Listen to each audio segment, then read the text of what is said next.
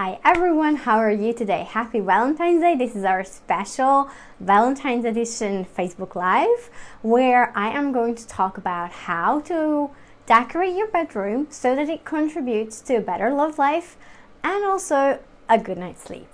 Who does not want that, right? So today I'm going to cover a lot. So let's get started. Thank you for watching the replay, and if you miss anything, just make sure to come back at the beginning and rewatch this session. So first of all, let's start with color. There were a couple of researchers at American universities who were looking into what effect color has on a relationship, and you know that I'm such a color psychology geek and I love everything about color, so I read a lot about the researches that were done in various aspects of life and how color affects us, and I love everything about it. So the result that they got is that the best color for a good night's sleep in a bedroom is cream and beige. That kind of combination. Not my favorite colors, but they are just really calming. It helps you to get more grounded, and it also helps you to kind of wind down and have a better night's sleep. So beige and cream are the best colors for your bedroom. If you're suffering from insomnia, if you're suffering from anxiety, if for whatever reason you're just not getting a good night's sleep, no vivid color will help you in the bedroom. I don't suggest any saturated vivid colors. Always tone down pastel colors, even if you don't want cream or beige, but try something that is not awakening your senses, something that helps you to really wind down and go to sleep.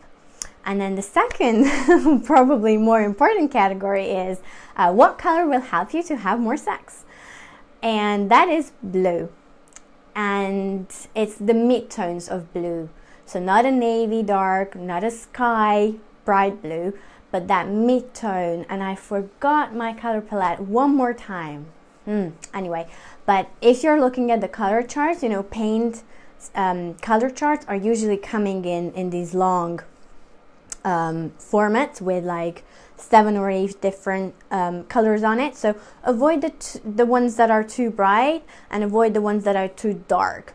So in the middle, there are like 3 tones in the middle for blues that will be good for the bedroom. So if you want to combine the more sex and a better sleep, you could go for a blue accent color, but not on the wall behind you, because you don't see that, but the wall in front of you, okay? So you see the blue when you go to bed. Make sense? And you can combine that feature wall or that feature color with the rest of the room painted beige. Yeah, so that's it. And I would say, another thing that will definitely improve your relationship and the time you spend in the bedroom is related to a big question in interior design, and something I pretty much always have arguments with people and clients, and that is TV or no TV in the bedroom.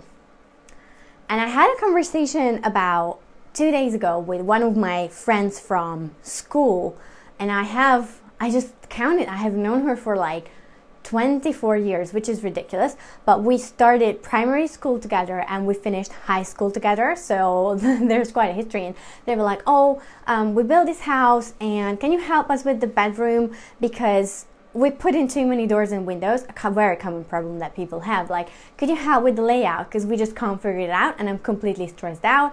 So I was like, yeah, sure, I'm gonna look at it. And she was like, we can't place the bed because of course we want to have a TV. And I was like, what? No TV in the bedroom, please. And that is a very controversial statement, and I'm aware of that. I grew up in a house where we had a television in every single room, and one of them or more of them was switched on at any point in time when we were at home. Although nobody was watching it, but it was like a background noise type of thing. But when I grew up and I moved out and I started to live in a dorm where obviously you're not allowed to have a TV in the room, I just slowly started to get peace with quietness. And it turns out I loved it. And even to this point, we do not have a TV in our bedroom. And in fact, we don't have any TVs upstairs in our house, only downstairs in the living room, because I think, well, first of all, our children are screen free, so there's no point. Nobody's really watching that one TV that we have anyway. But I know a lot of people are not like that. But whenever there is a possibility, and whenever I can persuade a client not to have a TV in the bedroom, I will go above and beyond to do it, because it does so much damage to you. And I will explain in a minute how it does the damage to your relationship, to your sleep, to your brain, to your mindset, to your day. We'll get to that in a minute. But also,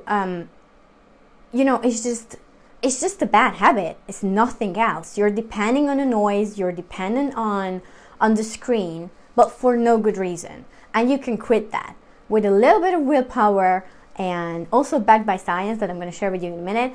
But I believe everybody will quit this terrible habit of having a TV in the bedroom. And if you really think about it, if you really reviewed your day, I don't think that you will find that you need it the minute you wake up and you need it to fall asleep or anything like that.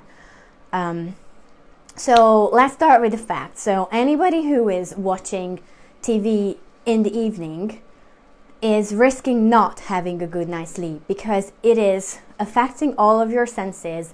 It is a blue screen, definitely disrupting you from your sleep. And if you have this habit of like falling asleep whilst watching the TV, that's probably the worst thing. If you're watching something, turn it off, and then struggling to go to sleep, I would suggest that you try to do at least an hour screen-free before going to bed. And that involves your phone as well, because there is so much information attacking you, and the TV affects all of your senses, and it was designed in a way to keep you there, to keep you mesmerized in front, so you spend the most time that you could possibly can in front of it. And it's really not healthy for you.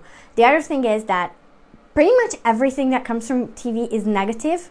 Even if you're just watching movies, it's all negative. It's all about fighting, killing, horror, blah, blah, blah, all that stuff. So anything coming from TV is really negative, and that affects you in a bad way.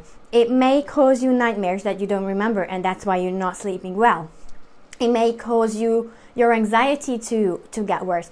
If you're a person who's not very optimistic, you're more like on the pessimist side, and you tend to think that everything will go bad, and you worry a lot, or you're anxious a lot, watching TV whatsoever, it's not going to help you in any way.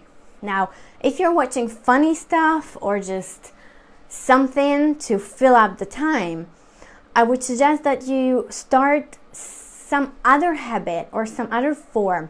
Maybe you could consider having a conversation with your spouse, because now we're getting into the improving your relationship and your love life. Now, there was a very interesting research, and I learned it through doing digital marketing. Yes, that means screen-free bedrooms. So I read this digital marketing Bible. It's actually called the Digital Marketing Bible. The author is Hungarian, and he said that the research shows that, listen, 80% of married couples do not have a meaningful conversation during the week. From Monday to Friday, 80% of married couples technically don't speak to each other.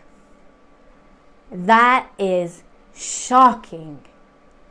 They stare to the screen, they go home, they do their thing, they go to bed, and they don't have a meaningful conversation. Like, that literally broke my heart.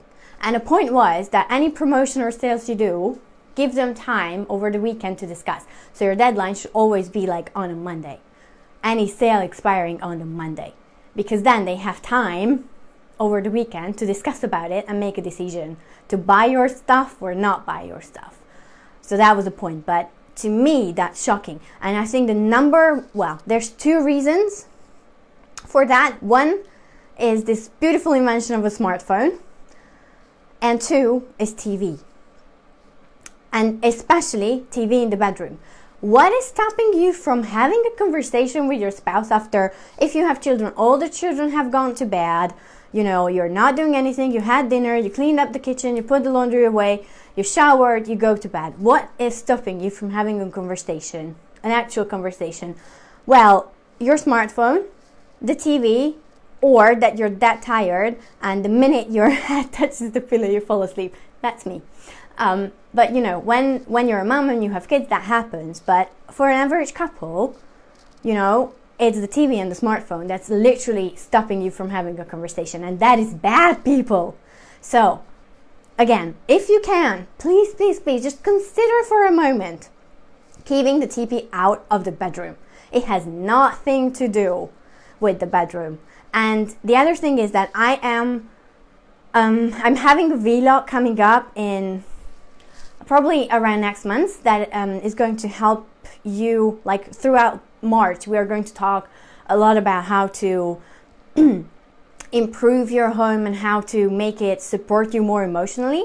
And one of the things that I am going to talk about on a vlog is I completely forgot what I was about to say. The view from your bed. So the view, when you lie in bed, the view that you see, the thing that you see, matters so much. Because if you think about it, this is the last picture you see before you close your eyes. Ideally, that does not involve a horror movie or anything on telly, but if it's very cluttered, if it has the laundry bags, if it has some picture that you really hate, you just had nowhere to put it and you hanged it in your bedroom for no good reason, it is filling you up with negative emotions, anxiety. It's filling up the to-do list in your head. Like we all have that, right? The to-do list in the head, like, I forgot to do that. I must do this tomorrow first thing. Oh my goodness, I forgot so many things to do today. And that's how you go to bed. Well, that does not help a good sleep. So I always say that if you really struggle with sleep, or if you're just anxious, if you're overwhelmed, if you're falling apart in your life, you really need to take a look at your bedroom. That's where I always start with my clients. Show me your bedroom. I take a look and then I'm like, okay, you need to lie on the bed now and show me the view. And there's the answer to pretty much 80% of their problems. They're like, I'm really overwhelmed by housework. Then why are you staring at your laundry bag from your bed? I can't sleep very well. Why do you have a TV? Like even your smartphone should not sleep with you. It should stay downstairs in the living room, plugged in. And if your excuse is, oh, my phone is my alarm. How much money does an alarm clock cost? Probably £3. Maybe 5 if you want a fancy one. £5. 5. Okay? You can replace your phone as an alarm. When I was a kid, we didn't have smartphones, and somehow I still managed to wake up every day. Somehow. Yeah? So that's not a real excuse, okay? If you're scrolling in the evening before you go to bed, and if you're scrolling in the morning before you go to bed, it's just not good for you. I don't do that. I'm screen-free for at least 30 minutes, but I try an hour before I go to bed, and I'm screen-free for a whole hour when I wake up. I leave my phone even out of my view. I do my morning routine. I journal in the morning. I have my tea, I have my water, and I read. I read every morning, a real book, not on my phone, sometimes on my Kindle, but that is always disconnected from the Wi-Fi, so it's almost like a real book. But now I have a lot of real books, paper books that I want to read, so that's what I do in the morning. And only then I let my phone kind of get into my life and make me anxious and overwhelmed with all the stuff. The other thing that you can do is turn your notifications off, because when talking to clients, sometimes they're like, our sleep is not the best, and well, our love life could be improved. And I'm like, okay, are your notifications turned off on your phone? And they're like, why? Like, why?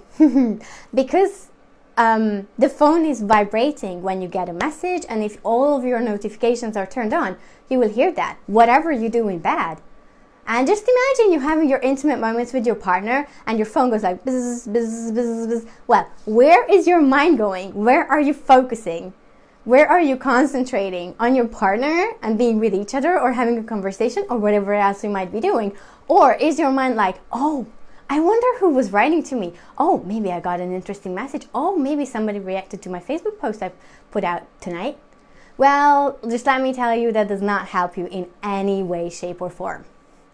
Okay, so that's how notifications matter. If you got an iPhone, I never had any other phone, so I don't know, but on the iPhone, the do not disturb function is really, really useful.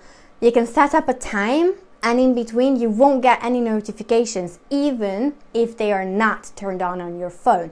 So you can just go in and say from 10 o'clock until 8 o'clock in the morning, I do not want to have notifications. You can still add important contacts. So in case of an emergency, a phone call will be let in from those important people. So if your partner is on travel and they're not at home, or your mom or your dad or your sister, brother, you can put them in this special list of people who can call you, but they still can't text you. It's just a phone call. So that's like an emergency that will actually come through the phone. But it gives you real peace and quiet, because there will be nothing on the screen, no notifications appear on the screen, and you won't hear the buzzing sound, which is really good for your relationship, for your sleep, and for your mindset. The other thing is that the mind is really busy, and I'm recently listening to Oprah's Super Soul Conversations podcast, and she's interviewing Eckhart Tolle, and he is actually talking a lot about how you can quieten the mind, that chatter inside, and how you can just get over the negative beliefs that you have. And it's so interesting, especially hearing like Oprah talking about how they call this awakening, how she experienced nature after reading his book, A New Earth. And it's just super interesting. But anyway, they talk a lot about mindset. And the bottom line is that any phone activities and any social media and any TV doesn't really help your mindset, because it just keeps it really, really busy. And the constant noise that you get and the constant distraction that you have, it does not help you quieten the mind. So when you are having a conversation with someone, especially with partner, what they would like and what you would like is to really be able to pay attention to each other and focus on what the other one is sharing with you. But if your mind is busy chattering to you inside, and you're busy with whatever video you've seen or whatever you read or whatever you heard on the news, that's really hard to achieve. You might just be very busy with your to-do list in your head, and there are ways to shut that down as well, and it's called a brain dump. You get a big piece of paper, you write everything down, literally everything, and then that's your brain dump, and you can either prioritize that there and then, or you can just take it and look at it the next morning. And then you don't forget anything, and you don't go to sleep with a million things in your head and trying to remember it. You just put it on a piece of paper. Another good tip that they have, that you can have a notebook or a journal next to your nightstand, and you can wind down at the end of the day by just writing down some stuff. You can, if you had a bad day, you can write down what was bad about it. And what this did to me is, Matt Robbins is the one who's asking you, did you have a bad day, or did you have a bad 5 minutes? And you know, when you go to bed and you have a little bit of a journaling or day reviewing exercise, you can decide, like, did I have a really bad 10 minutes because I met a toxic person, my boss was an asshole to me today, or I just met this old friend and he was really weird and made me feel weird, or you had an entire bad day. And those realizations just quieten your mind. You can put your thoughts down on paper, and then you will be so much calmer. And that will help you in 3 things. 1, having a better night's sleep, which helps you in every possible way. You're just a fresher, better, lovable person if you sleep. 2, it will help you get a lot less distracted, and it will help you focus more on your partner. And believe me, the more you speak to each other, the more connected you get, and the more connected you are, that will result in a lot more sex. It's not just the colors, it's also what you do in that bedroom that helps it, right? And the third thing is really just the connection between the two of you, and a little bit of honesty. If there's no TV and there's nothing to do and there's no fun, you would ask like, hey, what happened to you today? How was your day? Do you do that? Be honest with yourself. When you go to bed with your partner, do you do that? Do you ask them, how was your day? Was it hard? Did you have any challenges today? What have you had for lunch? I mean, we all work, right? We don't have lunch together. Like, what did you have for lunch? Did you have meetings today, or did you just work? Did you do a report today, or I don't know, did you have a customer who was a nightmare? And then they can complain a little bit, and they get it off their chest. And when you have negative experiences throughout the day, if somebody acknowledges your negative experience, they don't try to advise you, they don't try to make it better, not that kind of like annoying thing like, oh, you should have done this, oh, you should have done that, oh, don't worry about it, that's nothing. You're just like, okay, go to hell. No, but just acknowledge like, oh, I had this really annoying client and they were just driving me mad today. And you're just acknowledging like, oh gosh, that must have been terrible. That makes you feel incredibly good because you're validated.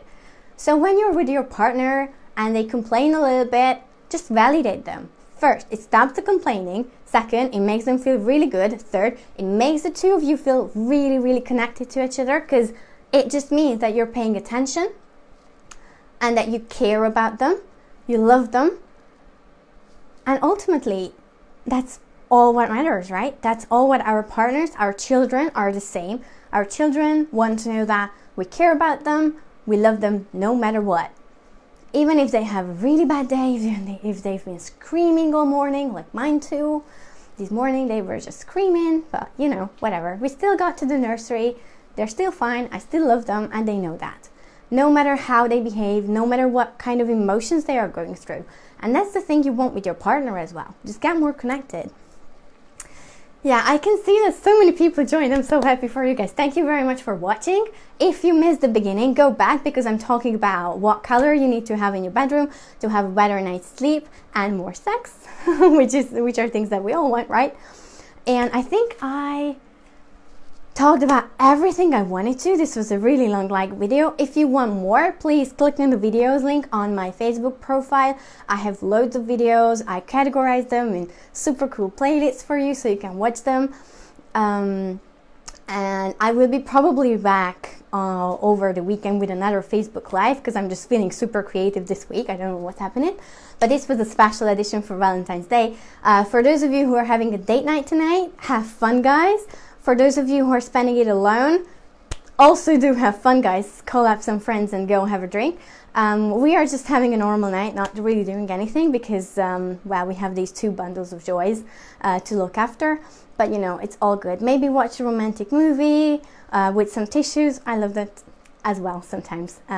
It was so good to see you. If you have any questions, please post them in the comments and I will answer absolutely everything. Thank you very much for watching and have a brilliant, brilliant, brilliant evening. Bye, everyone.